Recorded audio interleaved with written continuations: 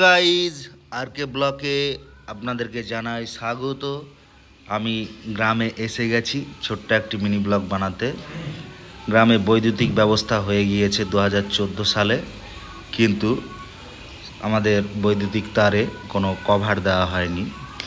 এবং গ্রামকে সুরক্ষা রাখার জন্য এবং বৈদ্যুতিক ব্যবস্থা সুরক্ষিতভাবে রাখার জন্য আমাদের কভারের ব্যবস্থা করা হয়েছে, যার জন্য কর্মচারীরা এসে উপস্থিত। তারা ড্রেস পোশাক পরিধান করছে এবং ড্রেস পোশাক পরিধানের পরেই কাজ শুরু হয়ে যাবে। প্রায় ওই সাইডে শুরু হয়ে গিয়েছে।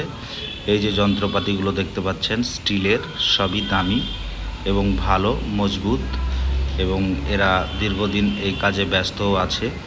2-5 বছর ধরে কাজ করছে, যার ফলে এরা অক্লান্ত পরিশ্রমের ফলে আজ কিছু কিছু মিস্ত্রি তৈরি হয়েছে এদের মধ্যে কয়েকজন, এবং তাদের কথা অনুযায়ী, লিডারের কথা অনুযায়ী এরা কাজ করবে এবং সুরক্ষিতভাবে বৈদ্যুতিক ব্যবস্থা চালু করা হবে। এখন ট্রান্সমিটার ডাউন করা আছে হাত না নামিয়ে, তারপর কাজ চলছে। এরপর ঝড় বৃষ্টি যাই হোক না কেন, ভয়টা অনেকখানি কেটে যাবে। প্লাস্টিকে থাকলে শক লাগার ভয় কেটে যায়, আর প্লাস্টিক দেওয়ার ফলে অনেকখানি মনে সাহস হবে।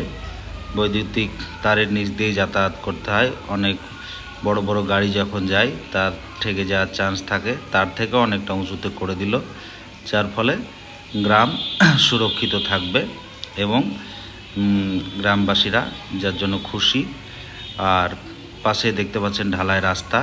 এবার আপনাদেরকে কভারটা দেখিয়ে দেবো প্লাস্টিকের। এই যে কভারটা এই দিক দিয়ে চলে গেছে মোটামুটি 400 মিটার, ওই দিকেও চলে গেছে 200-250 মিটার মতো।